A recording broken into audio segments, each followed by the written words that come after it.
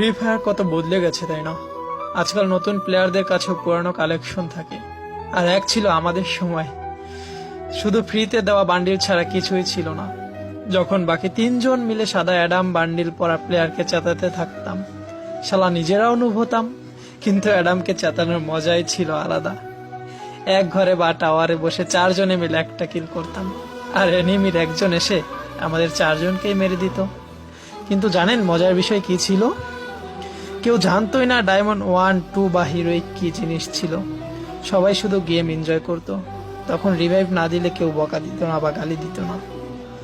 ওই সময় যে নক হয়ে যেত সে চিৎকার করে করে বলতো, ভাই তুই পিছনে পালা, সামনে এনিমি, তোকে মেরে দিবে।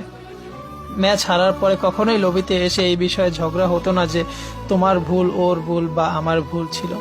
কারণ চারজন মিলে একজনকে মারলে সবার হৃদয় ভয়ে কাঁপতে থাকতো। জানেন কেন? কারণ তখন ফ্রি ফায়ার বন্ধুদের জন্য একটা মজা ছিল, গেম না।